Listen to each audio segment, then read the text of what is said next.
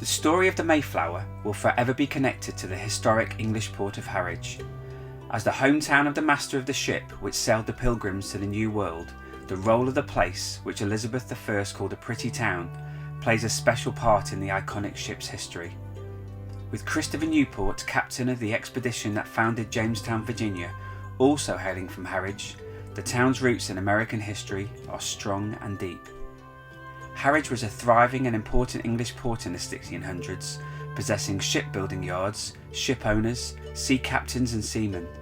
The Mayflower was commanded and part owned by her master, Captain Christopher Jones, who was among the Harwich elite.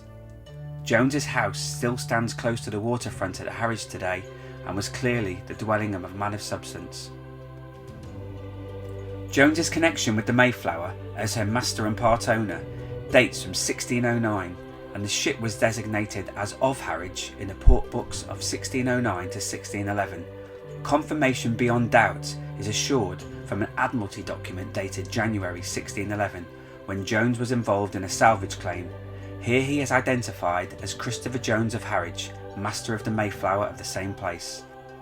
This indisputable linking of Jones and the Mayflower with Harwich gives the town its special place in this iconic story. Although Jones had moved to Rotherhithe in that same year, he was clearly identified as a citizen of Harwich, and his ship Mayflower would become famous for its transatlantic expedition carrying the Pilgrim Fathers. Jones married Sarah Twitt at St Nicholas's Church, Harwich, on the 27th of December 1593. She was aged 17 and was Jones's neighbour, living opposite her future husband on King's Head Street, Harwich. Sarah, whose home is now a local pub, the Alma, had a wealthy father, Thomas Twitt, who had strong shipping interests. At his death, her father provided considerable funds for her and a half share in his ship Apollo. The two families combined their shipping interests to mutual advantage. Within a year of his marriage to Sarah, they had a boy named Thomas, named after Sarah's father, but the church burial register sadly records the infant's death on the 17th of April 1596. Sarah had no more children and sadly died young, aged just 27 years old. She was buried in Harwich on the 23rd of May 1603. Jones married his second wife, Josiane Gray, widow of Richard Gray, aged 21, at St Nicholas's Church in Harwich a few months after his first wife, Sarah's death. Josiane had seafaring relatives, and her late husband was a noted mariner, with friends among the captains of the 1588 Armada fleet, and which included treasure hunting in the Indies. This may have included attacks on Spanish treasure ships. Josiane probably bought a substantial marriage portion and had inherited her late husband's house in Church Street, Harwich, together with other land and property. She was the daughter of Captain Thomas Thompson, a famous privateer and friend of Christopher Newport. The rise of Jones is well documented in a book by David A. Mayle called Christopher Jones and the Mayflower Expedition 1620 to 1621, who writes, "From town records we discover that in 1601 he was one of 77 men who took the oath and was elected freeman of the borough of Harwich. His name is listed as one of the 24 capital burgesses on the Great Charter granted to the borough by King James I in 1604. Civic accounts record Jones acting as an assessor for tax on land and property, and even as a jury member when his father-in-law was reprimanded for failing to repair steps to the quay adjacent to his house. But Jones also had his own clashes with the law.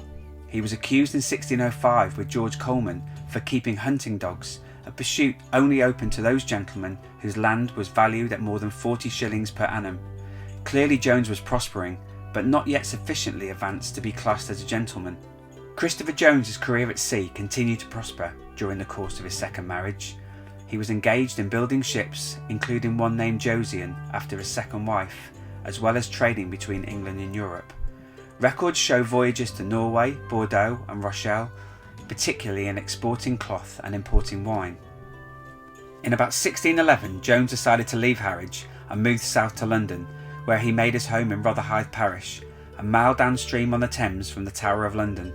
Almost a decade after leaving his hometown of Harwich, Jones and the Mayflower set sail on the 16th of September 1620 from Plymouth, UK to America, which was known to English explorers at that time as the New World. Its passengers were in search of a new life, some seeking religious freedom others a fresh start in a different land. They would go on to be known as the Pilgrims and influence the future of the United States of America in ways they could never have imagined. The Mayflower story is renowned for its themes of freedom and humanity, including the relationships first formed between the Native American Wampanoag tribe and the colonists, and the first Thanksgiving. And Master Jones was not the only Harwich resident on that iconic journey.